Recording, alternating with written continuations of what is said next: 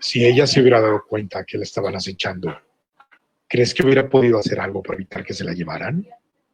Al final del video responderemos esa pregunta. Un criminal nota cuando estamos distraídos y esto puede propiciar que nos elijan como víctimas. Algo para ayudar a que esto no suceda es estacionarnos lo más cerca posible de la entrada del lugar a donde vamos. Tratar de emplear el menor tiempo para subir o bajar del auto. Siempre que entremos o salgamos de un sitio, recorrer con la vista 360 grados a nuestro alrededor para notar si algo peligroso puede suceder. Si alguien sospechoso se acerca, encender la alarma o tocar el claxon del auto para llamar la atención. En Prodefensa, queremos ayudarte y sí podemos evitar ser víctimas de la delincuencia.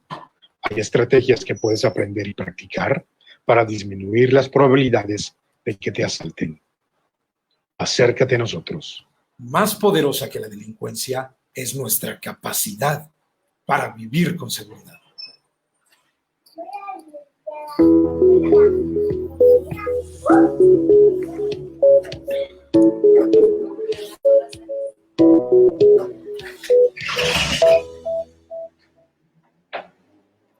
Hola, buenas tardes a todos. Bienvenidos a un nuevo live de Izcalti.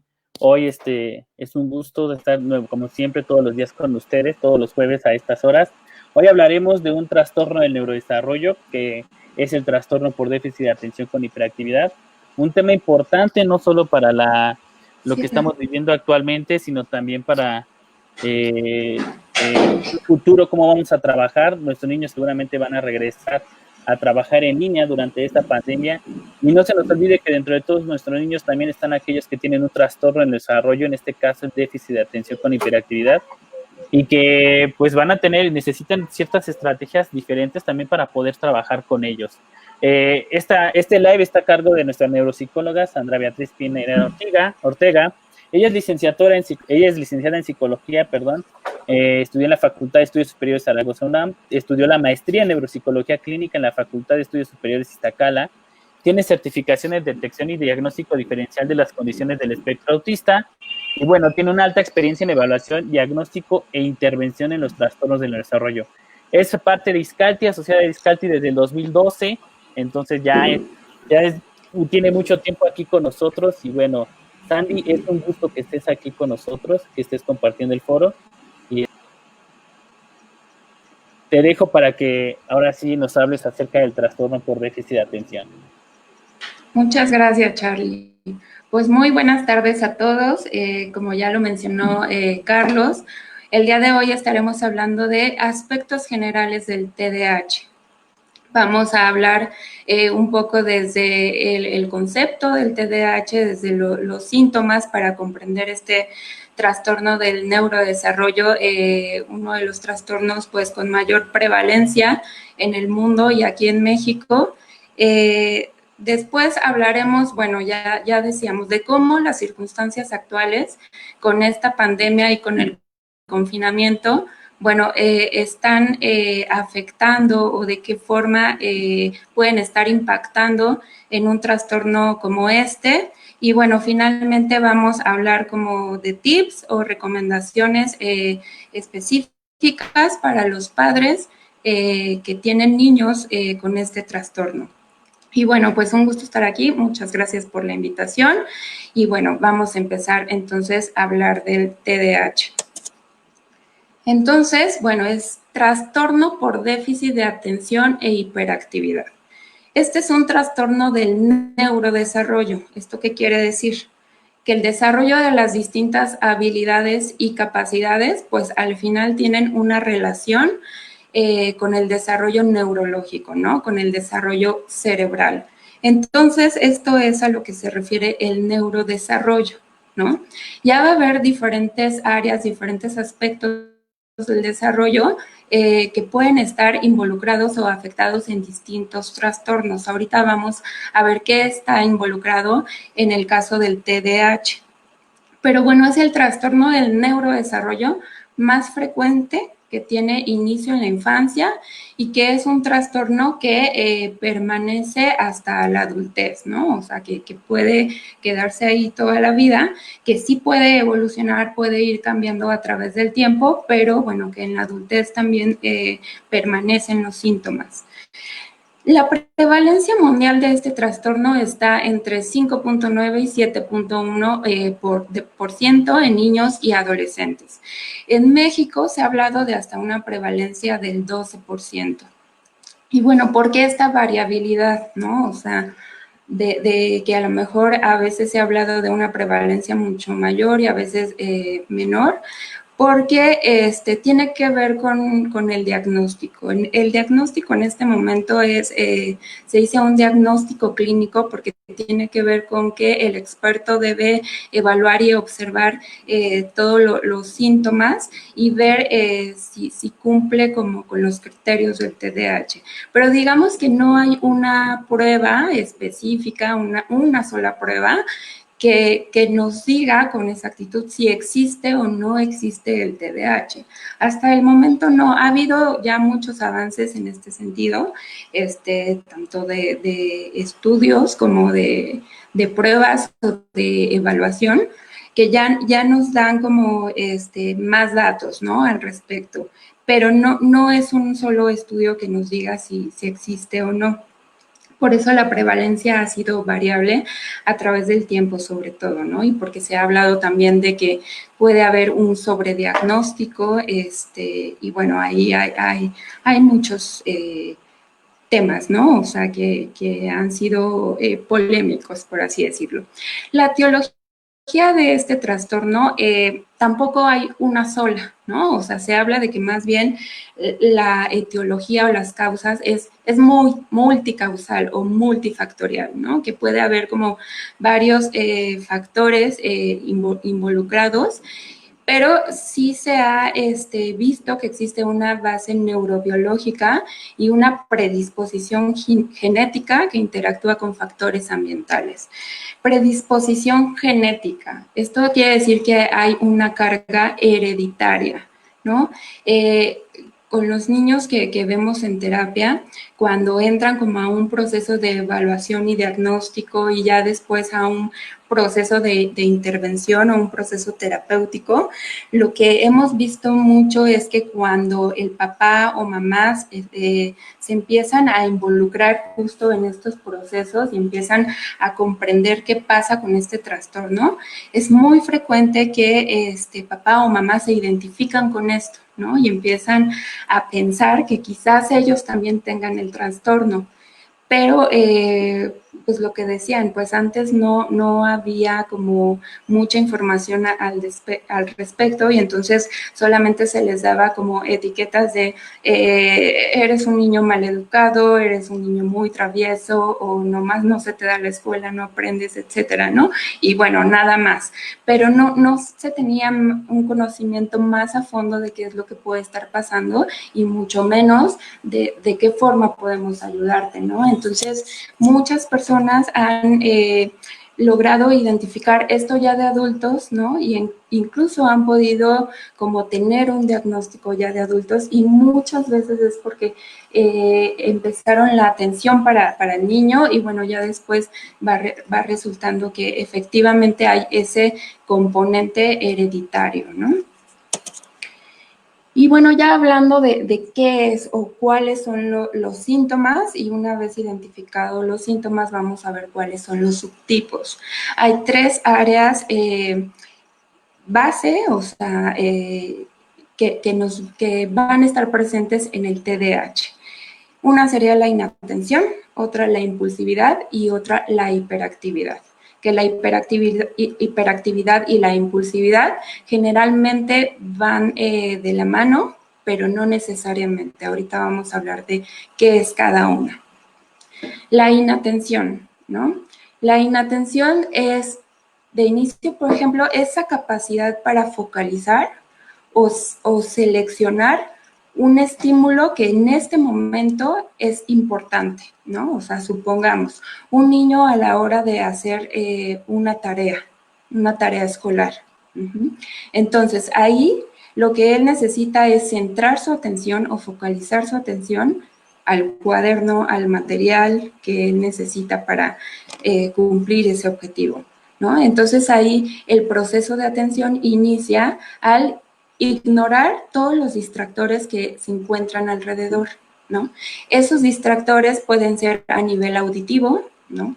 De que hay otros niños hablando, ¿no? O sea, o ahorita que estamos en casa, pues de que está papá, mamá en la otra recámara y están hablando, o un montón de ruidos exteriores ambientales también a los que nos hemos enfrentado estando en casa y más con el teletrabajo y teleterapia y bueno, muchas cosas. Siempre hay ruidos externos que pueden ser fuente de distracción. Entonces, esos distractores pueden ser a nivel auditivo o a nivel visual, ¿no? Que sería, ok, ya tengo aquí el cuaderno que necesito, tengo el lápiz que necesito, pero aparte hay otros objetos que a lo mejor están ahí cerca, ¿no? Entonces, sería un niño que no puede ignorar fácilmente esos distractores. De que, bueno, sí tengo el lápiz que necesito, pero además ya me estoy distrayendo con la goma o estoy mordiendo los colores, ¿no? O sea, no saben cuántas gomas se han destruido como por esta cuestión de estar jugando, de estarla rompiendo, ¿no?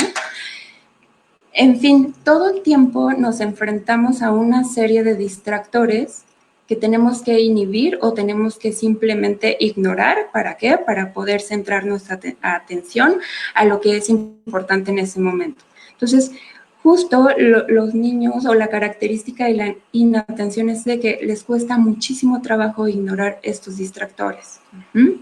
Entonces, el proceso de atención, pues no solamente termina ahí, ¿no? De poder seleccionar nuestra atención a lo que es importante, sino además sostener nuestra atención el tiempo suficiente para que podamos concluir esa actividad, ¿no?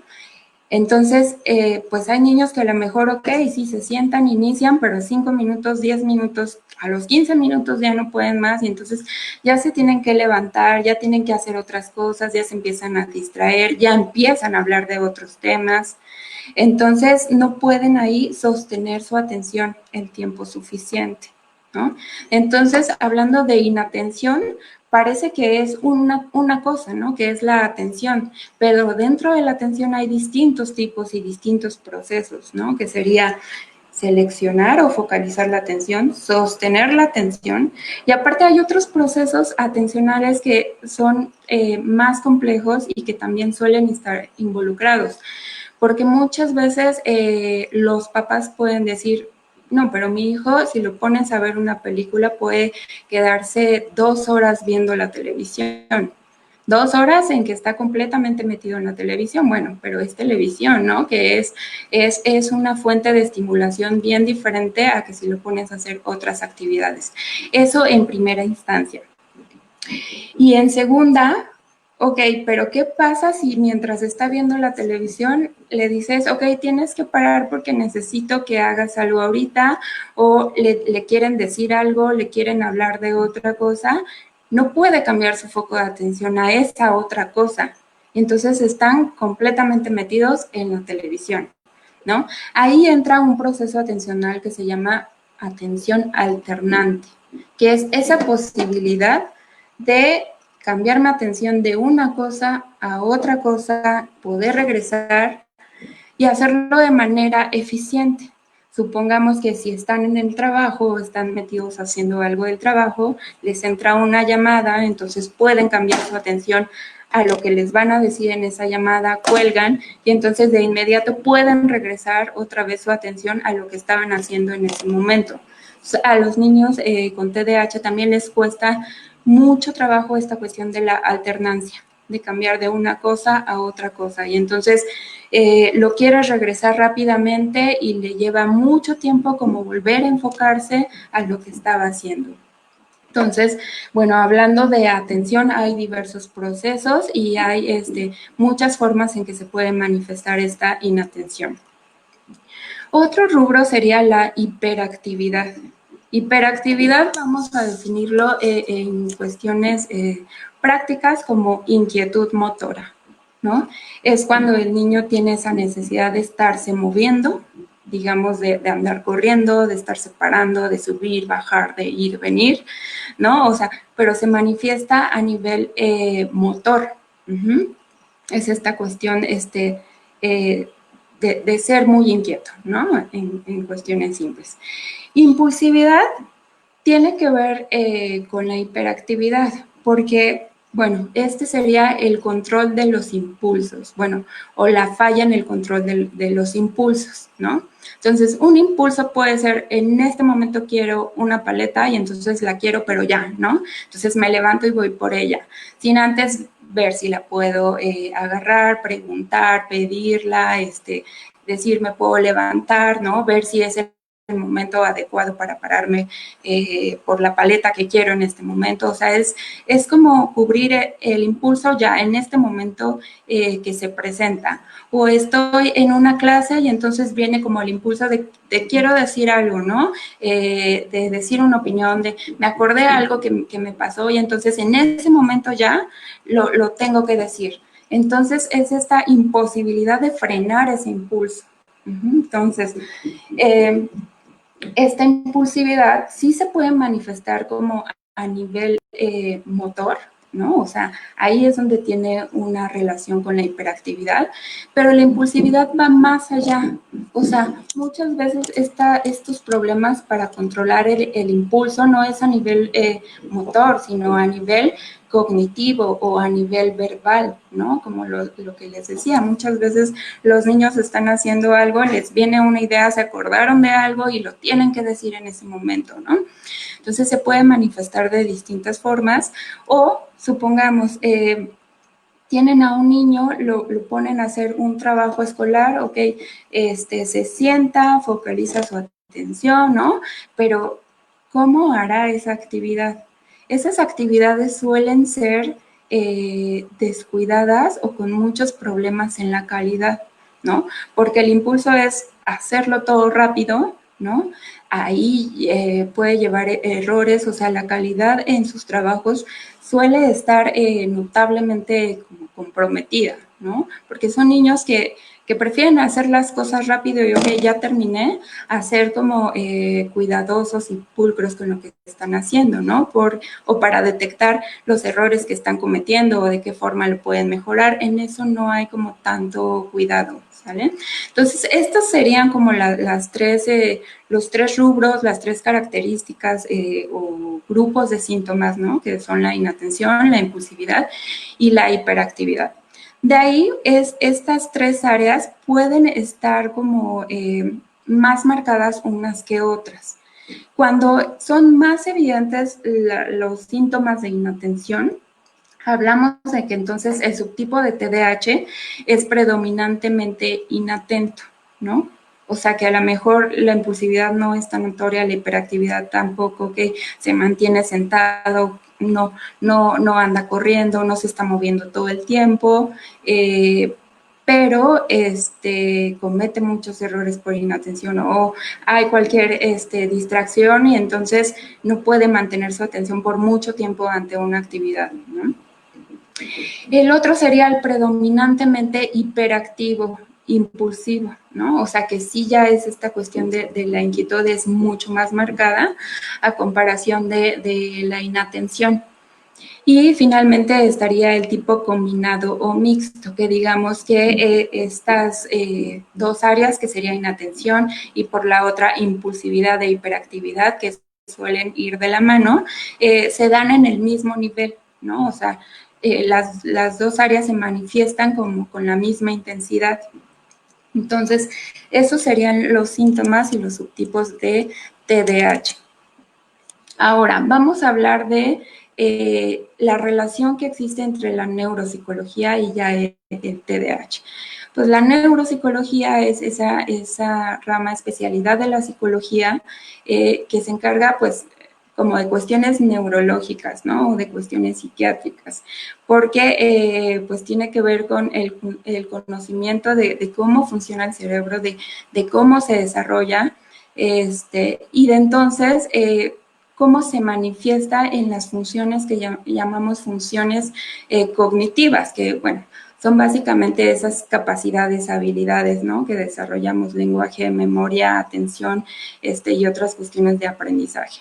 En el caso del TDAH, lo que ha sido ampliamente estudiado y que tiene una aportación muy importante en el caso de este trastorno, se llama funciones ejecutivas, ¿no? Y que las funciones ejecutivas tienen que ver con un desarrollo a nivel prefrontal cerebral, ¿no?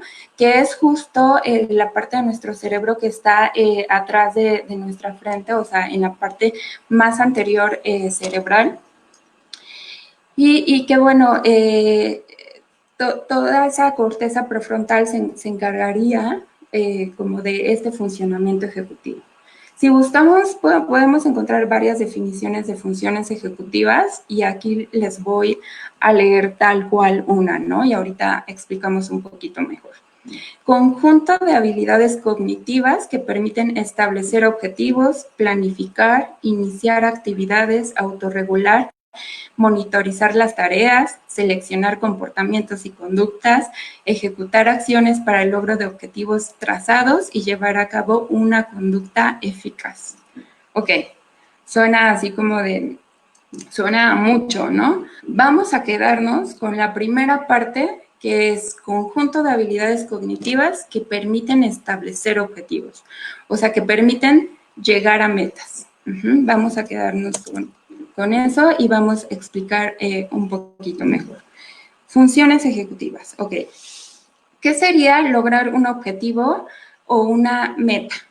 Nosotros como adultos, pues pensemos en un día en el que tenemos que cubrir ciertas metas, ¿no?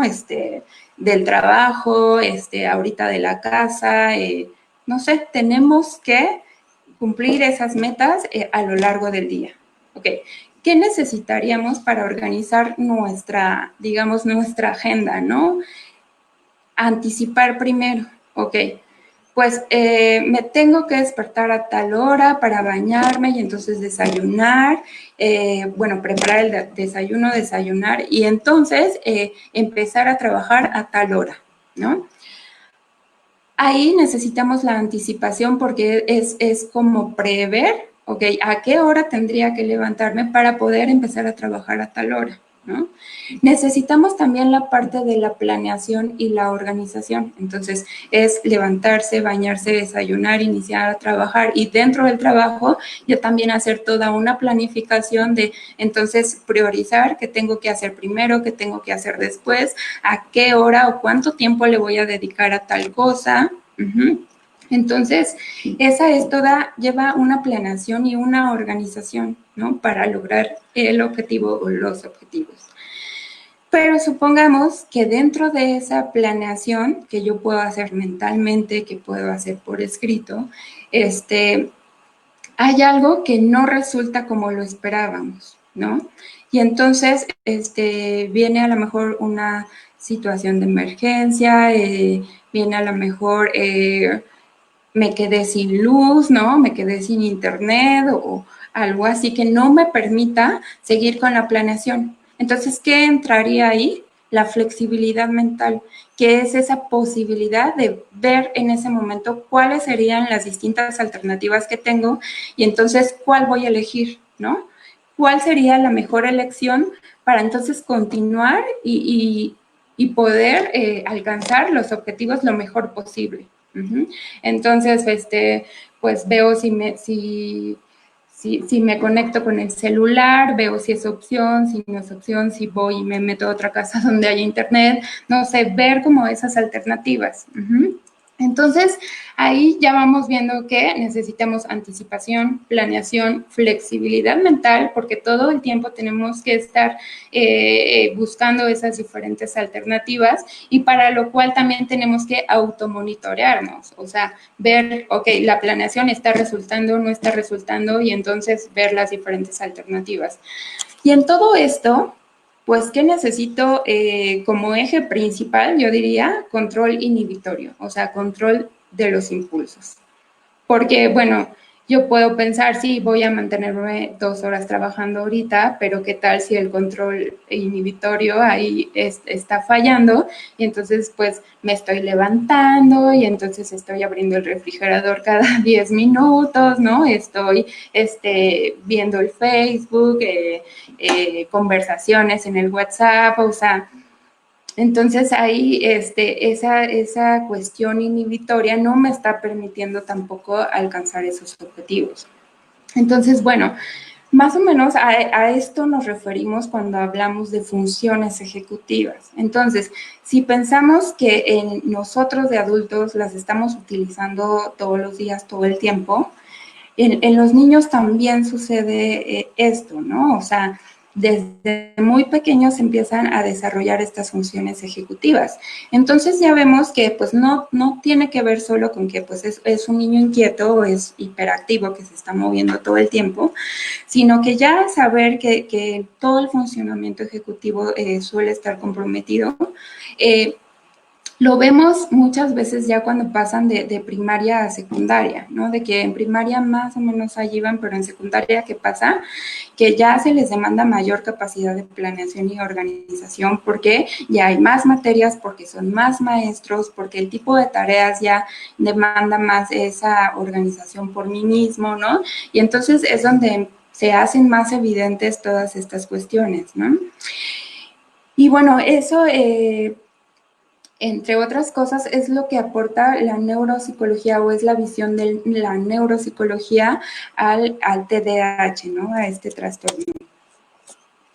Y bueno, ya si hablamos de qué ha pasado con los niños con TDAH durante este confinamiento. O sea, vemos que hay distintas cosas que se han visto afectadas a raíz de esta pandemia y una es que, bueno, tuvieron que como suspender la escuela, bueno, en el sentido de que ya no ir a clases y ello llevó consigo muchas cosas, ¿no? Lo primero es que se ve reducida su interacción social. Y no solo por la escuela, sino porque muchos niños, pues además tenían la natación, además veían a los primos todos los fines de semana y de pronto, pues todo esto se tuvo que frenar, ¿no? Ya no hay escuela, ya no hay natación, ya no hay fútbol, ya no hay como muchas cosas donde ellos desarrollaban esta parte social y entonces se vio como cortada, ¿no? En los niños con TDAH también lo que pasa es que suelen también tener como algunos problemas en el aprendizaje, ¿no? Y por lo tanto necesitan que en el colegio se llevan a cabo estrategias específicas, adaptaciones curriculares, o sea, se hace como toda una red de apoyo que también involucra a los maestros, a la psicóloga del colegio, o sea, como que se les busca que tengan este apoyo por la cuestión de la escuela, ¿no? Entonces también al suspender, digamos que de pronto pierden como este apoyo o este trabajo que se hacía de forma presencial y que ya es muy difícil mantenerlo ya de forma remota, ¿no? Entonces ahí también fue un factor importante. Otro es que se vio muy reducida la actividad física, ¿no? A lo mejor, pues, padrísimo los que tienen un patio amplio en su casa o un jardín o así, pero la realidad es que, pues, limitó bastante la cuestión del espacio y, por lo tanto, la cuestión de la actividad física, ¿no? Aunque Afortunadamente creo que ahí vamos, se han encontrado formas como de poder mantener distintas actividades aún dentro de casa, ¿no? Y entonces existen las clases de yoga, de fútbol, que de karate, muchas cosas, ¿no? Que se han podido hacer de forma remota. Pero aún así, la actividad física, o sea, en general para todos, pues se ha visto reducida. Otra es que, bueno, al tener que enfrentar este cambio, como de casi de un día para otro, pues también los apoyos terapéuticos o el seguimiento que tenían como tal a este trastorno, pues también se vio o suspendido en algún momento o disminuido, ¿no? También afortunadamente nos hemos ido adaptando y hemos encontrado las formas de seguir como con esta atención, pero sí de inicio, pues llevó un tiempo hacerlo, ¿no? Y bueno, y el más importante y que lo hemos vivido todos es el cambio de rutina, ¿no?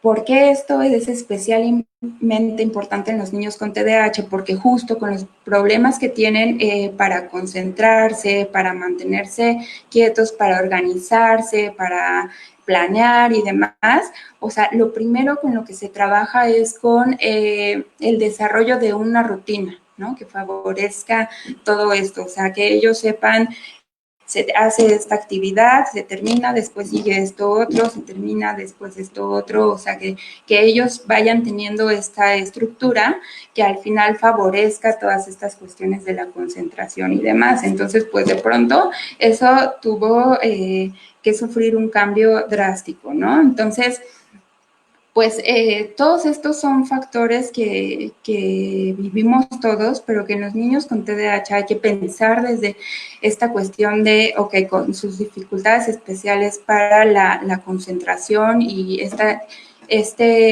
característica de la impulsividad, ¿no? Que yo diría sí lo hace más complicado, ¿no? O que lo tengamos que ver como de una forma particular.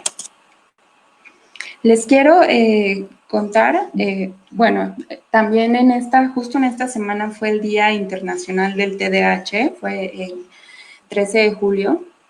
Y bueno, leyendo sobre esto y buscando sobre esto, también fíjense que ya hay como estudios, yo diría como un estudio preliminar, de cómo el confinamiento y esta pandemia ha afectado a niños que tienen este trastorno, ¿no? Entonces, ya hay un estudio, es de China, pero creo que es un parteaguas, o sea, que podemos ir entendiendo algunas cosas, ¿no? Lo que hicieron en este estudio fue preguntar a los padres mediante cuestionarios, mediante escalas, pues cuál era la percepción con respecto a los síntomas que tiene su hijo, o sea, con respecto a los síntomas del TDAH, ¿no?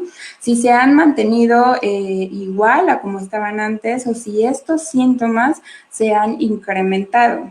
Entonces, en esa gráfica vemos la parte amarilla son como las proporciones o los porcentajes en que han percibido ese síntoma como mucho más intenso, ¿no? Mucho más grave a partir del confinamiento.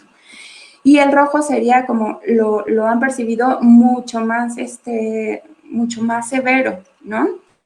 El morado sería pues de que no encuentran una diferencia y el rojo, incluso hay padres que perciben que han mejorado ciertas cosas, ¿no?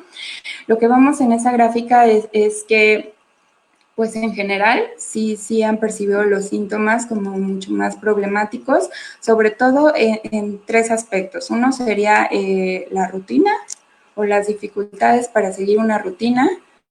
Otro es como enojo o ira como más frecuente, ¿no? O sea, como que está más irritable. Y otros son los problemas de atención, que también los ven mucho más intensos a partir del confinamiento, ¿no? Curiosamente, lo que a lo mejor perciben que pudo haber mejorado es el sueño y es la alimentación, ¿no? Porque, digamos, aparentemente hay más tiempo para cuidar esas áreas. Pero bueno, los resultados o las conclusiones de este estudio, uno es que los síntomas de TDAH en los niños sí fueron significativamente peores en comparación con el estado normal. O sea, de que si ustedes padres con niños con TDAH han percibido que está más distraído, que está más hiperactivo, pues les quiero decir que no son los únicos, que en general sí hay una percepción de papás de que esto ha empeorado, ¿no? Y bueno, en este estudio también trataron de hacer correlaciones, o sea, de ver si el hecho de que estos síntomas han empeorado tienen una relación con algunos otros aspectos o factores, ¿no? Algunas otras variables. Una de estas variables fue el estado de ánimo de los padres. Y se encontró que el estado de ánimo de los padres también afecta el síntoma de TDAH de los niños. O sea, que entre más ansioso, preocupado, irritable, incluso rasgos depresivos, ¿no? Hay en el adulto, entonces en un niño con TDAH sus síntomas se pueden disparar, ¿no? Aunque bueno, estas son como correlaciones simples, falta como todavía estudios más a fondo, porque también este tipo de estudios se hace, como les decía, a partir de pues, la percepción del padre, ¿no? Pero faltaría ver si efectivamente u objetivamente los síntomas se pueden incrementar o no. Y esta otra relación que me pareció importante o interesante es que los síntomas del TDAH son menores a mayor tiempo que el niño pasa en actividades escolares.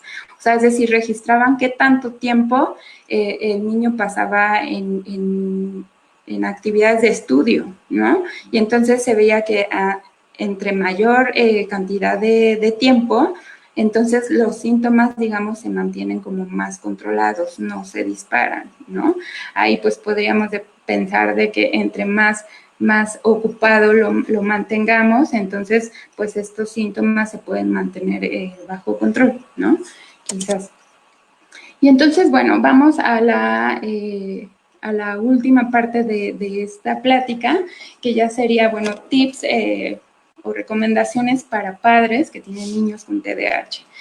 Y bueno, también recientemente se publicó una guía sobre el manejo del TDAH durante la pandemia por parte de un grupo europeo de guías de TDAH, ¿no? Y entonces ellos resumieron 6 tips para los padres.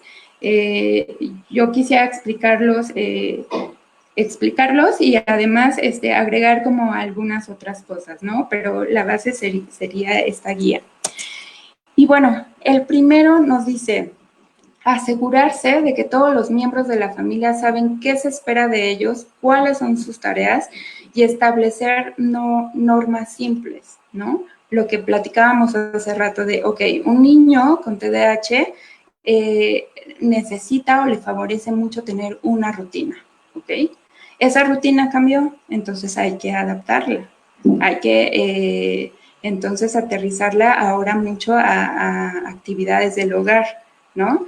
Y aquí quise marcar con negrita el todos, ¿no? O sea, no tiene que ver pues con una sola persona. Ahorita que, bueno, que todavía varios estamos en casa, pues entonces cada quien debe de tener claro qué es lo que le corresponde dentro de esa dinámica, ¿no? En ese espacio que todos estamos compartiendo, incluyendo al niño, ¿no?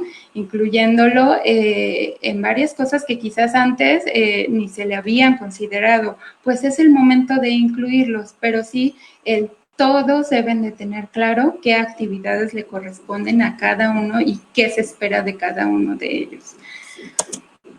La número 2 sería fomentar la autoestima del niño y su confianza en los padres.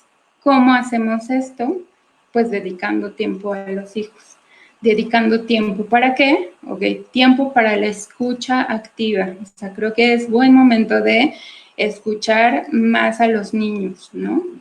¿Más de qué? Más de lo que ellos quieran decir, ¿no? O sea, que puedan platicar más de sus intereses, de sus miedos, de sus preocupaciones, de sus gustos, de sus experiencias, ¿no? pero escucha activa, o sea, realmente escuchar, ¿no? No decir, ok, sí, cuéntame y pues mientras estamos viendo la televisión, ¿no? Escucha activa, dedicar más tiempo a eso. Al refuerzo positivo también de sus logros, pasar tiempo de calidad realizando actividades lúdicas en familia, ¿no? Jugar a lo que sea. También creo que es momento de explorar más allá, de explorar nuevos gustos, de explorar nuevos intereses. Pues con los niños con TDAH, pues quizás no les encantaban los juegos de mesa. Bueno, es momento como de probar y de explorar distintas cosas que pueden ser, resultar divertidas, incluso para toda la familia, ¿no? Y ya en otras videoconferencias se ha hablado como de esta cuestión del juego, ¿no? Del juego en el autismo, de cómo estimular a través del juego y de actividades, cómo estimular las funciones cognitivas y demás. Bueno, pues es esto, ¿no? Dedicar tiempo para realizar actividades lúdicas, actividades de estimulación, actividades que resulten atractivas, y creo que ahí se pueden descubrir muchas cosas, ¿no? Nuevos gustos, nuevos intereses, entonces creo que vale mucho la pena. La número 3, es buen momento para ayudar al niño a entender y comprender las instrucciones, ¿no? En el TDAH, el niño tiene muchas dificultades en esta área. ¿Pero por qué? Si le decimos a un niño con TDAH, ok, fíjate que vas a ir al cuarto de tu hermano y entonces en el segundo cajón, ahí vas a encontrar unos calcetines azules, me los traes, por favor. Ok. Si se dan cuenta, ahí la indicación fue demasiado amplia. Tiene que ver el cuarto de tu hermano, tiene que ver el segundo cajón, tiene que ver los calcetines azules, ¿no? Entonces, quizás para un niño con TDAH esta es demasiada información que se dio al mismo tiempo. Entonces, puede que, ok, ya fue al cuarto de su hermano, ok, ya abrió el segundo cajón, pero ya la tercera puede ser que ya la perdió y entonces ya no suponía que iba al cuarto, ¿no? Y entonces, además, puede ser que se distrajo con los juguetes que tiene ahí el hermano, ya se puso a jugar y se puso a hacer otras cosas, ¿no? Entonces, es buena oportunidad para empezar a prestar atención en cómo estamos dando las indicaciones y empezar a trabajar más en esto a través de la conciencia. Ok, ya me di cuenta que sí, de plano le doy las indicaciones demasiado extensas o las doy en un momento inadecuado, ¿no? Porque también una de las recomendaciones es mantener contacto visual cuando se da una instrucción, porque a veces estamos haciendo otras cosas, estamos en la cocina, estamos con la comida y demás, y pues solo grito la instrucción, ¿no? Ya empieza a poner los manteles, ¿no? Ni siquiera estoy verificando que la instrucción le llegue, ¿no? Y mientras él está viendo la televisión, y entonces yo puedo dar la instrucción 10 veces, ¿no? Porque yo estoy en otra cosa, el niño está en otra cosa, ¿no? Y realmente no se dio la indicación como se tenía que dar. Entonces, ok, hacer una pausa, o ven, o espérame tantito, te voy a decir algo, tienes que hacer esto, ¿no? Y hacerlo de frente, y entonces empezar a verificar que esas instrucciones se estén dando mejor, ¿no? Que sean simples, que sean cortas, y estimular más de esta forma su capacidad atencional. Advertir antes de pedir, finalmente, que tiene que dejar de jugar o ver la televisión. O sea, esto en el sentido de, ¿se acuerdan que mencionábamos la atención alternante? De cambiar a una cosa a otra. A lo mejor a veces de adultos nosotros esperamos que los niños lo hagan de la misma forma, ¿no? De que, ok, esto ya estabas viendo la tele, pero ya es hora de comer y entonces ya siéntate y ya en este momento, ¿no? Y ya, ¿no? A los niños sí hay que irles como anticipando de, ok, vas a ver la televisión media hora más y después vamos a comer, ¿no? Y entonces irle advirtiendo o irle anticipando lo siguiente que va a suceder. Ok, en la número 4 sería fomentar el buen comportamiento.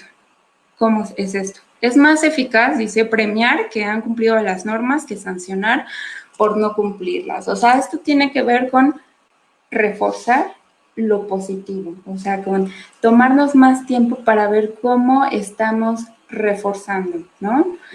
Me gusta más la palabra reforzar que premiar, porque premiar a lo mejor tiene una connotación de que pues le tengo que dar algo, ¿no? Le tengo que dar un regalo, le tengo que comprar, ¿no? O sea, hay muchas cosas. Recientemente una niña me platicaba, oye, es que a mi compañera le dan $1 por cada página que lee de un libro. Entonces, pues leyó un libro de 600 páginas y ahora tiene $600, ¿no? Y a mí que me gusta leer, pues a mí no me da nada por leer. Entonces, la mayoría de las veces no tiene que ver con esto, con el tener que comprar o dar dinero o algo, digamos, como material. Lo que aquí, bueno, podríamos como llevarnos más tiempo en cómo reforzar los comportamientos positivos, pero sí lo que quiero decir es que muchas veces tiene que ver con solo la atención, con dar una atención positiva ante ese comportamiento que también es positivo, ¿no? Ese reconocimiento en decir, lo hiciste muy bien, en decir qué bien te salió esto, platícame más de cómo lo hiciste, esa es una atención, ¿no? Es escuchar, es reconocer, es reforzar. Entonces, muchas veces es solo dar esa atención a cosas positivas, prestar más atención a eso. Y no entrar en debates. No entrar en debates, o sea, hay que tratar de establecer reglas que sean lo más funcionales y lo más simples a nuestra situación actual. Tampoco llenarse como de reglas, tampoco de llenarse como de cosas, de normas, sobre todo si no están seguros de poder cumplirlas, ¿no? Entonces, hay que establecerlas de forma que funcionen en este momento para mi familia. Y entonces evitar entrar en debates, yo diría, de conflictos, ¿no? De peleas, de discusiones que pues desgastan y que son poco efectivas. La número 5, pues sería justo reducir los conflictos.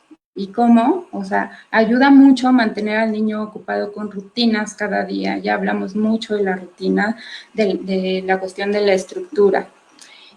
A veces solo basta con distraerlo cuando empieza a sentirse como ya enojado, irritable, ¿no? Cambiarle también ahí como el foco de atención, ok, ya vamos a ocuparnos de otra cosa, ya vamos a proponer algo nuevo, ¿no?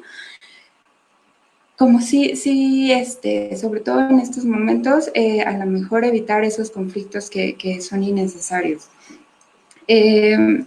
Antes de reaccionar de forma exagerada, tomar aire y reflexionar. O sea, no reaccionar ante todos los comportamientos de los niños. O sea, si decimos que sus características son la impulsividad, la hiperactividad, pues bueno, ya entendemos que es parte de su condición, ¿no? Entonces, tampoco desgastarnos con cada momento que se está levantando, con cada vez que está,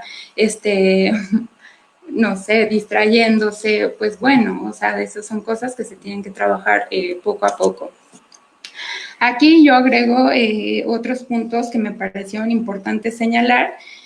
Uno sería la cuestión de los medicamentos, porque esos niños con TDAH muchas veces sí tienen un tratamiento farmacológico y lo que hemos encontrado, sobre todo en estas cuestiones que ya pasaban, ¿no? O sea, de vacaciones, de que se termina el ciclo escolar y bueno, ahora sobre todo con esta parte o lo que surgió con la parte del confinamiento, es que modifican las dosis, ¿no? Como por iniciativa propia, de, ok, pues ahorita que no hay presiones escolares, pues entonces lo suspendemos, hoy sí se lo doy, hoy no se lo doy, esa sí es algo de que debemos de tener mucho cuidado y que cualquier modificación o ajuste a la dosis tiene que ser prescrita por el médico, ¿no? Por el psiquiatra. Otro aspecto sería reforzar la higiene del sueño. O sea, Creo que también la cuestión del sueño y del siguiente punto también, que es el uso de aparatos electrónicos, ha sido como muy vigente por la situación actual. Pero en los niños con TDAH, pues hagan de cuenta que las alteraciones en los horarios de sueño y demás, hagan de cuenta, va a poner más sensible, por así decirlo, el cerebro, o sea, más sensible como neurológicamente, ¿no? Entonces ahí si pretendemos estabilizar y trabajar como en todos sus síntomas, en la concentración y demás, pues el primer aspecto o uno de los principales aspectos a cuidar pues sería el sueño. Y el uso de los aparatos electrónicos, ¿por qué? O sea, también ha sido como un tema muy controvertido, porque bueno, a ver, yo creo que no podemos estar peleados con el uso de la tecnología, no es ese el caso, porque por el contrario, hemos visto como todos los beneficios que podemos alcanzar a partir de ellos, ¿no? Pero sí, en el TDAH, irse o inclinar la balanza a que la mayor parte del tiempo esté en los aparatos electrónicos, creo que no va a ayudar como otras cuestiones del desarrollo, ¿no? O sea, como toda, no va a favorecer su concentración en otro tipo de actividades, no está favoreciendo tampoco el control de los impulsos, o sea, todo se reduce como a algo muy específico. O sea, creo que la cuestión del desarrollo sí se ve afectada, o sea, si la balanza se inclina mucho solo hacia el uso de la tecnología. Y bueno, esta última recomendación me gustó mucho y quiero también, por eso la dejé hasta el final, porque, bueno, tiene que ver con ustedes como papás, ¿no? Que sería mantenerse optimistas y motivados, como dedicándose tiempo a sí mismos, desahogándose con otros adultos, no solo centrándose en su tarea como padres. Pues soy de la idea de que si como padres están bien, digo, como personas individuales están bien, entonces eso va a favorecer que también puedan ir adquiriendo y desarrollando mejores estrategias como padres, ¿no? Entonces, pues me dirijo particularmente a los padres que tienen un niño con este trastorno. Se han enfrentado, creo que, a una situación especial, muy particular, ¿no? De enfrentarse pues a todo, cuando hubo clases en línea, ¿no? A todas las cuestiones de tareas, las cuestiones de casa y demás. Creo que también, bueno, es muy valioso, no pasa nada con el hecho de pues cometer errores, de que las cosas no están resultando del todo bien. Están buscando otras herramientas, ¿no? Nuevos conocimientos, nuevas estrategias para ir mejorando esto, pero a la vez, pues, estén tranquilos, ¿no? Dedíquense tiempo también a ustedes como padres con cosas que en lo individual, pues, les gusten y les motiven. Y bueno, eso sería todo de mi parte. Muchísimas gracias. Muchas gracias, Andy. Vamos a pasar a la cuestión de preguntas, que tenemos varias, Sandy. Okay. Muy interesante el tema. Creo que el tema del déficit de atención por lo general es interesante. Y bueno, 45 minutos no bastaría para terminar y tratar de abordar todo lo que quisiéramos, más con las nuevas investigaciones que han salido, con la nueva perspectiva de la neuropsicología, como bien mencionas. Y bueno, pero vamos a tratar de abordar las principales preguntas. La primera pregunta que nos hace es de Lucía Huerta y tiene que ver, como casi siempre, lo que primero se habla o que si uno piensa cuando habla de TDAH, medicamentos, Andy. Nos pregunta Lucía Huerta que si podrías hablar un poco de los medicamentos para TDAH. Claro, sí, eso me parece un tema como importante y es un tema de mucha inquietud, ¿no? Los medicamentos para el TDAH, o sea, ¿por qué un niño con TDAH necesita estos medicamentos? Decíamos que El TDAH pues está relacionada con una disfunción a nivel cerebral y sobre todo a nivel prefrontal, de corteza prefrontal. ¿Y qué es lo que sucede ahí? ¿Me escuchan?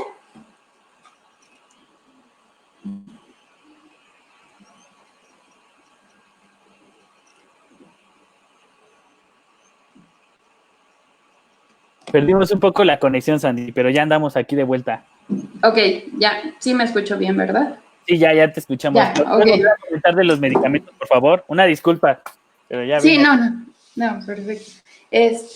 Sí, en cuestión de medicamentos, bueno, lo que decíamos es que, ¿qué pasa en el TDAH, no? Que decíamos que hay una disfunción a nivel cerebral, sobre todo en la corteza prefrontal. ¿Por qué? O sea, nuestro cerebro funciona con neuronas, ¿no? O sea, sabemos que son como las células, neuronas. ¿Cómo se comunican unas con otras? Pues a nivel de neurotransmisores, pues que son sustancias químicas que permiten esa comunicación entre las neuronas y que al final esta comunicación pues es lo que vemos ya en cuestiones de habilidades o de desarrollo, ¿no? Entonces, en el TDAH lo que pasa es que digamos que esos neurotransmisores no se están produciendo como se deberían producir, o sea, es decir, no existe en las cantidades adecuadas en esas zonas cerebrales. Entonces, el medicamento justo lo que hace es favorecer esos neurotransmisores, o sea, que se puedan ya producir, dar en la cantidad adecuada que a su vez favorezca la comunicación entre las neuronas y que por siguiente favorezca el desarrollo de todos estos procesos cognitivos, que serían básicamente la atención, el control inhibitorio y bueno, todo lo que veíamos que está involucrado. Entonces, esta es la función de los medicamentos y es por eso que muchos niños necesitan el fármaco. Ahora, lo que yo digo por lo regular a los padres es, ok, si existe algo que a tu hijo le puede ayudar a favorecer pues todas estas funciones cognitivas, ¿por qué no dárselo? ¿No? Porque digamos, hay veces dicen, ok, no, yo puedo batallar con su hiperactividad, yo puedo batallar con sus problemas de inatención y prefiero a darle el medicamento, ok, pero también ¿qué pasa? O sea, ¿qué está pasando con los niños en su medio escolar, en su medio social, como con todos estos síntomas, ¿no? A la larga, también lo que se ve mucho es que emocionalmente se terminan afectando, o sea, termina afectando su seguridad, su autoestima, ¿no? Y entonces ya vienen otro tipo de problemas que pueden ser de ansiedad, que pueden ser pues de muchas otras cosas, ¿no? Porque justo es estar lidiando con estos síntomas, o sea, y aparte todo el tiempo. Entonces es como si, ok, de adultos pensemos en algo que nos es especialmente difícil, supongamos aprender las cosas de memoria, ya sé, a lo mejor no soy buena para aprenderme las cosas de memoria, pero imagínate que a pesar de eso todo el tiempo te estén pidiendo que te tienes que aprender todo de memoria. Ok, pero lo quiero anotar, no lo puedes anotar, tiene que ser aprendértelo de memoria, ok, pero me cuesta trabajo, o sea, me cuesta trabajo, ¿qué más hago? ¿Qué puedo hacer para ayudarme con todos esos síntomas? Entonces, esta cuestión del fármaco es una de en cuestión de tratamiento sería esto, ¿no? Esto se encargaría el psiquiatra, pues a veces los neurólogos también lo hacen, y bueno, en el otro sería ya la cuestión terapéutica. Perfecto. No, aparte, Sandy, bueno, hay que la gente tiene que saber que todos los medicamentos tienen contraindicaciones, todos, ¿no? A veces se cree que nada más estos medicamentos tienen efectos adversos y no es así, ¿no? Hasta el paracetamol que te tomas, la aspirina, tiene efectos adversos. Hubo un momento en que esto se hizo como un boom, creo, y todos empezaron a diagnosticar TDAH y a lo mejor muchos niños no lo tenían. Eso también es una realidad. La realidad es que los estudios dicen que cuando se combina el tratamiento neuropsicológico o psicoterapéutico con medicamento, hay una mayor efectividad y eficiencia de los medicamentos. Ahora se va a dar diferente tipo de medicamentos, esto ya le corresponde al psiquiatra, que como bien dice Sandy, puede ser aquellos que son estimulantes o no estimulantes. Entonces, pero eso lo tiene que hacer el psiquiatra y aparte tiene que llevar el tratamiento neuropsicológico o psicoterapéutico, como bien lo menciona Sandy. Otra pregunta, Sandy. Clau Jurado, que nos sigue mucho. Hola, Clau, bienvenida otra vez. Pregunta, ¿qué tan adecuado es saturar con actividades extraescolares a niños con TDAH, pone entre comillas, para cansarlos? ¿Cómo? ¿Qué tan adecuado es saturar con actividades extraescolares a niños con TDAH para cansarlos, pone entre comillas? Ok. Saturarlos, ok, esa es la cuestión, creo. Ahí va a variar dependiendo de cada niño. O sea, hay veces que a los niños les viene bien tener como toda esa estructura, ¿no? Que no solo es como en la escuela, no solo es en casa, sino como un montón de actividades fuera de, ¿no? Pero a ver, también la cuestión de saturarlos, ahí es donde ya nos podemos ir al otro extremo y entonces ya no tienen ni una hora libre, ¿no? Y entonces cuando tiene esa hora libre ya no va a saber qué hacer con ella. Entonces creo que todos los niños en general, y incluye a los niños con TDAH, deben de tener la oportunidad de saber qué hacer con estos tiempos libres, o sea, saber aburrirse, ¿ok? ¿Y qué vas a hacer con ese aburrimiento, no? Porque sí caen como entonces ya dime lo que tengo que hacer en todo momento, ¿no? Y bueno, ahí pues también estamos limitando su creatividad y otras cuestiones. Entonces sí creo que llegar al extremo con tal de mantenerlos ocupados, pues tampoco es como la idea. Así es. Y no nada más niños con TDAH, también niños que no tienen ninguna alteración o un trastorno de desarrollo, también esta cuestión de tenerlos totalmente ocupados, tampoco. Así, y aparte estos niños son muy creativos, ¿no? Bueno, yo he tenido pacientes con TDAH y la mayoría son muy creativos. Entonces, quizá buscarles una actividad que a ellos les gusta, donde puedan fomentar esa creatividad, les puede ayudar más que tenerlos totalmente cansados. Así es. Elizabeth Cabral nos pregunta que tiene 4 diagnósticos de su hijo. ¿Cómo puede saber cuál de ellos es el verdadero? Pues que te llamen, Sandy, ¿no? Que acudan con un neuropsicólogo, ¿no? Porque justo, o sea, lo que hace el neuropsicólogo ya en términos de evaluación y diagnóstico es evaluar todas las áreas de desarrollo, ¿no? O sea, desde aspectos intelectuales, lenguaje, atención, memoria, aprendizaje, o sea, como todo lo del desarrollo. Y ya sobre eso, ver cuál sería el perfil. Y sobre ese perfil, entonces, ver cuál sería ya como un diagnóstico. No nos menciona como cuáles son esos 4 diagnósticos, pero bueno. No nos menciona él y cuáles son esos diagnósticos, pero si tiene 4 diagnósticos, yo te recomiendo acudir a un neuropsicólogo, creo que es quien te puede ayudar más. Y bueno, pues sí, que ya dándonos en confianza, pues en Iscalti tenemos una gran cartera de neuropsicólogos, entonces puedes llamarnos también para agendar una cita.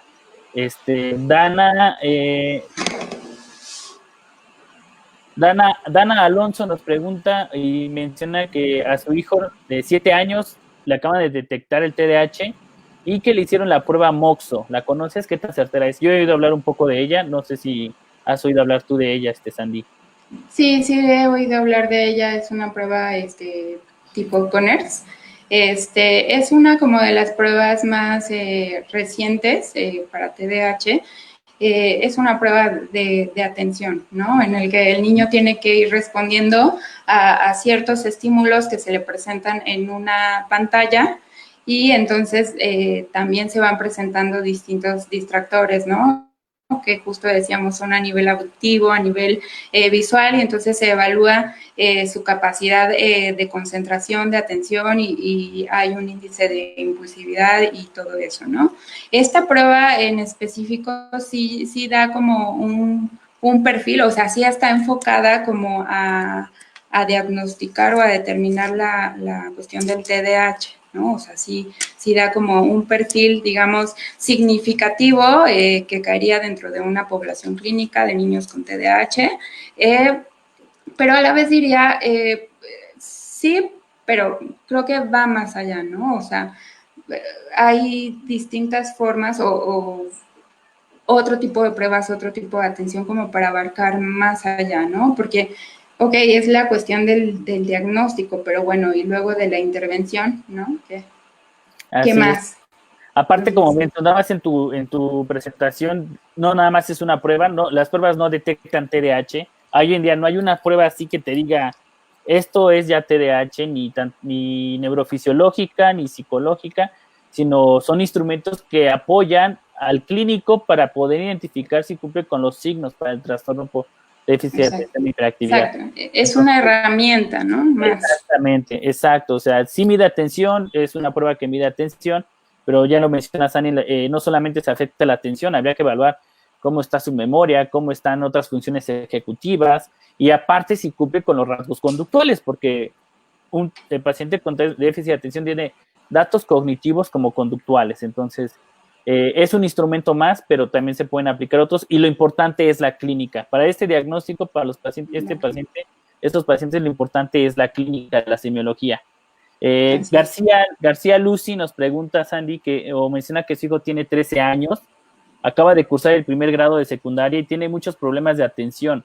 Es muy distraído, siempre ha tenido este problema y ahora pues es más complicado, porque al llegar a casa tiene que hacer apuntes incompletos y tarea prácticamente la tarde y en ocasiones parte de la noche para terminar sus actividades. ¿Cómo puede ella apoyarle? Ok, pues primero sería ver la cuestión del diagnóstico, ¿no? Que me parece que como tal aún no existe. Y bueno, justo lo que comentaba hace rato, ¿no? Que suele pasar mucho en este cambio de primaria a secundaria, donde los síntomas se hacen como mucho más evidentes, ¿no? Pero habría que ver bien a fondo, o sea, si hablaríamos de un diagnóstico de TDAH, para lo cual necesitaría una evaluación para ver si va por ahí el asunto. Creo que eso es lo primero, o sea, antes de hablar como de alguna otra recomendación específica, es como tener claro un diagnóstico, ¿no? O sea, porque si efectivamente el diagnóstico va por ahí, pues entonces ya se verían como claramente cuál sería el tratamiento. Así es. Además, recuerden que en la adolescencia algunas conductas se intensifican y aparte puede ser otra cuestión y no siempre TDAH. Elizabeth Martínez Reina nos pregunta, ¿hay algún método para cambiar su conducta con estos niños o es necesario algún medicamento para controlar esta hiperactividad? Ya lo mencionabas que está la psicoterapia y la terapia neuropsicológica. Creo que muchas herramientas también más de corte conductual, ¿no? O sea, herramientas conductuales que ayudan mucho y que, bueno, ahí podríamos llevarnos otra plática completa. Así es. Hay dos preguntas aquí similares. Igual Elizabeth pregunta, ¿hasta qué edad prevalece este tipo de conductas en los niños? Y va de la mano con una que nos hace también Carmen Aguirre, que menciona o pregunta si los adultos tienen TDAH y cómo se manifiesta el TDAH en adultos. Así es, o sea, este es un trastorno que se lleva hasta la adultez, que nada más se modifican los síntomas. Por lo regular en los adultos van disminuyendo los síntomas de hiperactividad y de impulsividad, pero permanecen más los de inatención, ¿no? Y sería como un adulto también con estas fallas ejecutivas en la planeación, en la organización, o sea, es distraído, es desorganizado, ¿no? Le cuesta como mucho trabajo gestionar sus tiempos, sus actividades y tiene que ver mucho con la inatención, pero también con el funcionamiento ejecutivo. Así es, el TDAH no es que den adultos, sino que muchas veces los adultos tienen TDAH desde pequeños, pero no son diagnosticados hasta que pasan la edad adulta. Entonces sí puede haber TDAH en adultos. No es que de repente estén bien y como adultos no es así, sino por lo general son adultos que ya desde pequeños tenían, pero nunca fueron diagnosticados. Entonces así también hay adultos con TDAH. Y bueno, y no solamente vamos a ver que los trastornos de desarrollo, de hecho, una característica es que permanecen hasta la vida adulta. Nos preguntan también, Sandy, ¿qué recomiendas de que tomen esta se llama, déjame ver, Arlene Ser, ¿cuál es tu opinión de que el niño tome clases en línea? Esto es para cómo trabajar con ellos. Ok, las clases en línea en los niños con TDAH sí ha sido como un tema porque creo que esta conexión remota, o sea, demanda mayor capacidad atencional, ¿no? O sea, no es lo mismo mantener la atención a nivel presencial que hacerlo solamente con una pantalla, ¿no? Y como lo tenemos que hacer de que la persona que está ahí dando la clase o dando una plática, pues no está ahí, o sea, solo me lo imagino. Sí demanda como mayor capacidad atencional, inhibitoria, entonces he encontrado como que les ha costado trabajo, pero logran adaptarse, ¿no? O sea, me ha gustado mucho que los niños con todas estas modificaciones a todo, creo que han tenido en general gran capacidad de adaptarse, ¿no? Tal vez un poquito mejor que nosotros de adultos. Sí, real. Sí. Ellos se han adaptado más fácil.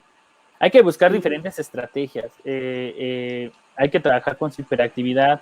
Yo a veces le digo a los papás, Sandy, de mis pacientes, que buscar darles ciertas, o a los maestros incluso darles ciertas responsabilidades, ¿no?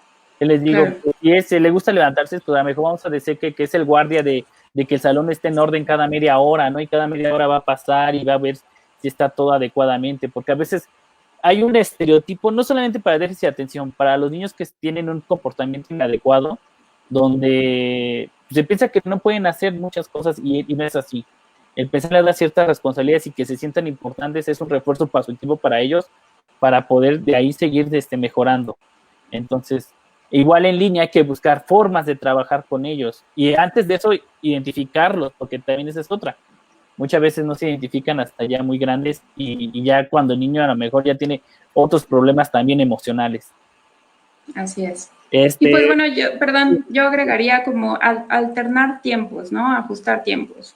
Ok, pues a lo mejor una conexión de 1 hora en línea, vemos que es demasiado, ok, empezamos con media hora, 45 minutos, y entonces, como lo hacemos de forma presencial, ¿no? O sea, como progresivamente ir incrementando los tiempos y darle también ese periodo de adaptación, ¿no? A los nuevos medios.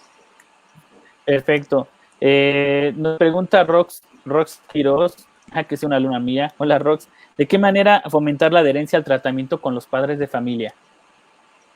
Ok, ahí yo diría empieza desde la comprensión del trastorno, ¿no? O sea, porque se habla mucho como del TDAH y, o sea, tuvo su auge, tuvo su etapa de sobrediagnóstico y todo el mundo hablaba como del TDAH, o sea, es un término que creo que en general no es desconocido, pero lo que yo he notado es que de ahí, de conocer como el término TDAH, allá aterrizarlo y comprender cómo en mi hijo está afectando o se está manifestando es una cuestión bien diferente. Entonces, cuando van comprendiendo el TDAH, cómo está afectando su comportamiento, su conducta, su rendimiento escolar, la cuestión social, la cuestión emocional, o sea, cuando van entendiendo todo esto, creo que viene como la parte de aceptación del diagnóstico y por consiguiente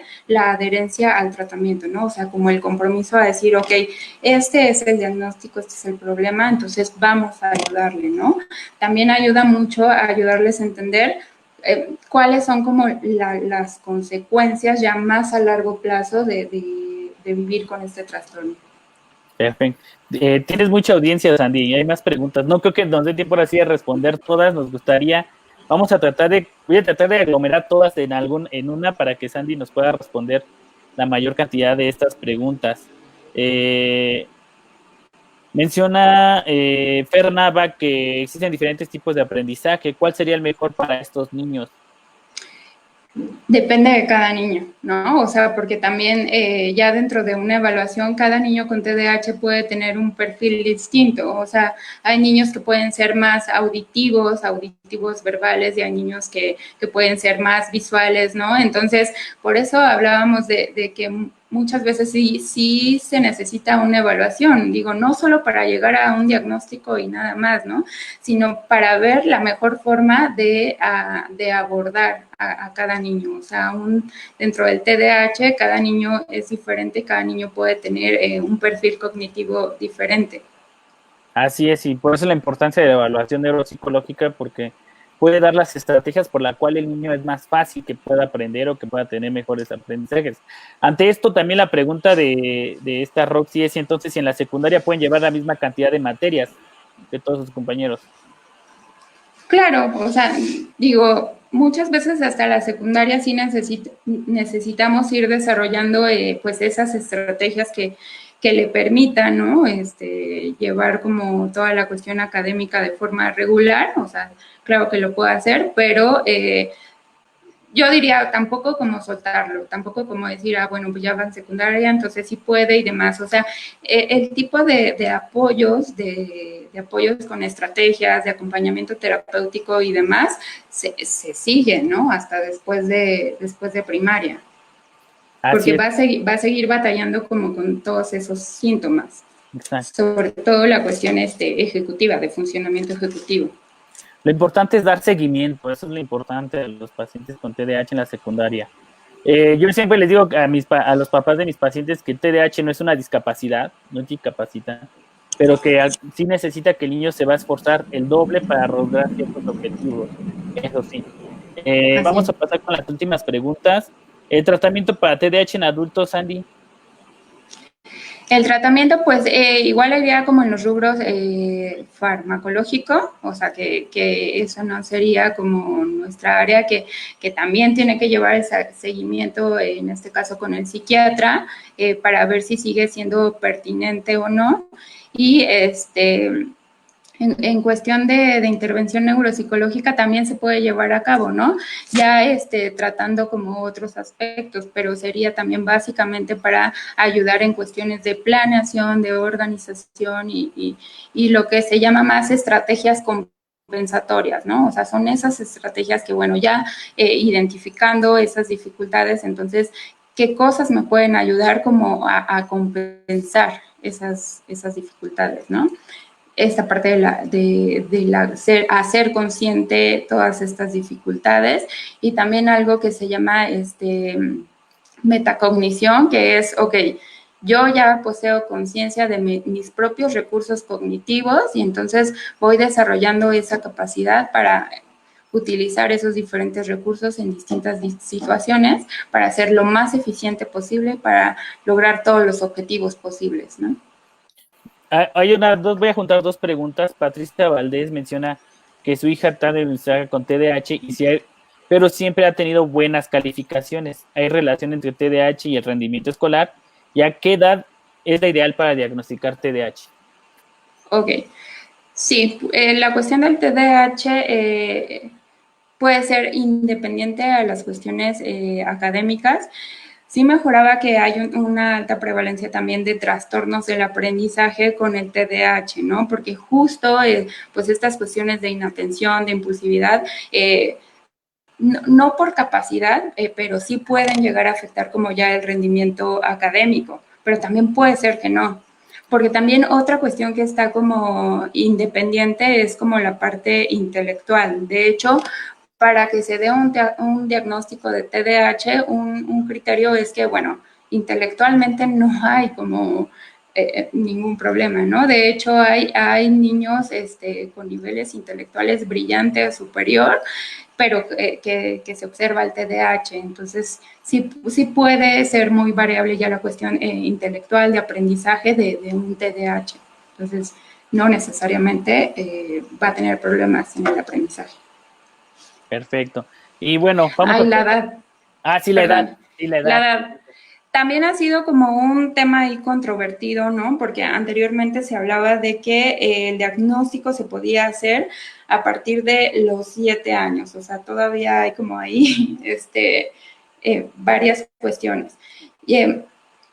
Yo creo que tiene un sustento esta idea de que a partir de los 7 años, porque, bueno, hablando de funcionamiento ejecutivo, de control de los impulsos y demás, lo que decían es como, pues, en los niños pequeños esto apenas está en desarrollo, ¿no? A partir de los 7 años, que digamos es como la entrada primaria, ya se puede ver más claramente, pues, si tiene los síntomas o no, así como si de niños pequeños fuera aún permitido, ¿no? pero también creo que cada vez hay más investigación al respecto de cómo estos procesos cognitivos se empiezan a desarrollar desde muy pequeños, o sea, desde antes de la edad escolar. Entonces, en ese sentido, sí creo que hay cada vez más también conocimientos y herramientas para detectar pues estos signos y estos síntomas más tempranamente posible, ¿no? A lo mejor no decir, ok, ya es el diagnóstico, sí, a los 5 años, pero sí se pueden hablar como ya de rasgos muy claros y entonces, pues a lo mejor después como esperar a que efectivamente estos síntomas se mantienen como para concretar el diagnóstico, ¿no? Así es. Vamos a ya a decir las últimas preguntas. Quisiéramos responderles todos. Sandy quisiera estar mucho tiempo con nosotros, yo lo sé. Síganos, por ahí tenemos quizá muy pronto un webinar sobre trastorno por déficit de atención para los que estén más interesados en el tema. Y bueno, las últimas 2 preguntas es, ¿qué opinas de las terapias alternativas? ¿Qué pasaría si un niño no es tratado, un niño con TDAH no es tratado? Y si conoces ahí, yo sí vi la noticia de un juego, aparece un videojuego, parece ser que había avalado la DFA, creo, para el tratamiento de TDAH, Sandy. ¿Un qué, perdón? Un videojuego, no sé si ¿Cuál será el...? Recientemente subieron que sí la DFA había validado un videojuego para TDAH. Sin embargo, volvemos a lo mismo, no es que el juego vaya a curarlo, esa es una realidad. Claro. De hecho, Claro. muchas de las hoy en día de las alternativas para estimular los procesos cognitivos son juegos de tabletas, juegos de celulares, pero tiene que ser, ahí es la importancia, entonces le repetimos del neuropsicólogo, porque el neuropsicólogo sabe qué actividades debe tomar, cuáles son las que debe tomar, cuáles son las que tiene que repetir, cómo debe ser llevada a cabo esta estimulación. Entonces, sí ¿En qué medida, no? O sea, creo que también este tipo de programas, pues sí puede favorecer, pero no es un todo, o sea, no es como ni la solución, mucho menos, ¿no? Ni el único tratamiento que debemos seguir. Y bueno, al respecto de las terapias alternativas, se me vienen muchas a la mente que luego los mismos pacientes comentan, pero pues en mi opinión no tienen como un sustento científico, ¿no? Así es. No tienen seguramente también te ha pasado que pues ya llegan con nosotros o se hace un diagnóstico tardío justo porque anduvieron como probando con un montón de cosas, ¿no? Que al final pues ni permitían como o llegar bien a un diagnóstico ni mucho menos a una intervención. Entonces creo que por el contrario puede retrasar este momento en que ya se tiene que hacer una intervención. Así es. ¿Qué pasa si no es tratado? ¿Qué pasa si no es tratado? Pues estos síntomas van progresando, van evolucionando y entonces pueden, cuando son ya intensos, estos síntomas incluso pueden llegar ya a presentar conductas de riesgo, ¿no? Porque la impulsividad ya llega a ser tal que ya no miden los riesgos, entonces puede llegar a ser dañino para sí mismo o para otros. Entonces, ¿qué pasa? Luego llegan de adolescentes, de jóvenes con un montón de problemas de conductas o que incluso ya generaron otro tipo de cuestiones de personalidad, muchas cosas. Pueden ocurrir muchas cosas realmente. Así es. A veces, pues no sé, los papás dicen, bueno, pero yo tuve TDAH, pero soy exitoso. Bueno, ok, sí, pero entonces en su hijo lo va a dejar como a la suerte o mejoras, o sea, nos valemos de todos los recursos que hay, pues para favorecer todo eso y ayudarle lo más que se pueda. Perfecto. Entonces, para finalizar, Sandy, muchas gracias por todo. Acudan al neuropsicólogo. El neuropsicólogo es el experto que puede realizar este diagnóstico, no solamente TDAH, trastornos del neurodesarrollo. Y bueno, otra cosa, el electroencefalograma tampoco es una prueba que siempre diagnostique TDAH. Le ponemos, no hay una prueba hoy en día que nos diga se hace a través de la clínica, y por eso es importante acudir a neuropsicología, a pseudopsiquiatría o psiquiatría. Y bueno, los tratamientos que hay mucha investigación, están saliendo muchas investigaciones y muchas técnicas, mindfulness, en neurofeedback, que todavía necesitan seguir haciendo estudios de ensayos Ahorita lo que sabemos, lo que ha tenido mayor eficiencia es la neuropsicología, la terapia cognitivo-conductual, y también acompañado siempre quizá de algún fármaco. Sandy, muchas gracias por tu ponencia. Ojalá también nos regales algún día un webinar para todas las fans que tienes aquí, que se quedaron con ganas de más preguntas. Síganos checando. ¿Dónde te encuentran, Sandy? Antes de pasar a los anuncios parroquiales, dirían por ahí, ¿dónde te encuentran? Pues en Iscalti, ya saben, la página de Iscalti es www.iscalti.com con Iscalti, SK. Y bueno, mi correo electrónico es sandra@iscalti.com. Perfecto. Muchas gracias. Está dando Sandy terapia, está dando evaluaciones en línea. Todavía estamos trabajando también en línea, por si entonces quieren hacer una cita con Sandy o con algún otro de nuestros neuropsicólogos. Ahí ya están apareciendo en las pantallas los teléfonos y las redes para cualquier duda que tengan o si quieren sacar una cita. Sandy, muchas gracias. Síganos para ver más servicios que tenemos, webinars, va a haber pronto, el Facebook Live, ProDefensa. Entonces, muchas gracias por seguirnos en este live.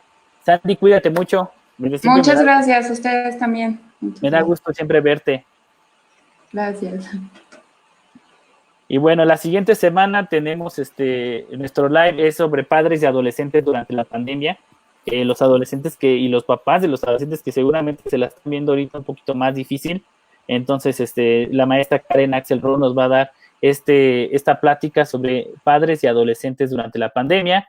Y bueno, vamos a finalizar el 30 de julio con aspectos generales de la dislexia, otro trastorno del neurodesarrollo que también es importante tener en cuenta antes de que entren los chiquitos, porque ahorita que viene la pandemia va a haber muchos niños con trastornos específicos del aprendizaje que van a necesitar también tratamiento y un seguimiento. Cuídense mucho, soy el doctor Carlos Serrano, nos vemos la siguiente semana, cuídense, usen tapabocas y ya saben, siempre carguen un bolillito por si esto de los temblores, esperemos que ya no. Saludos y cuídense mucho.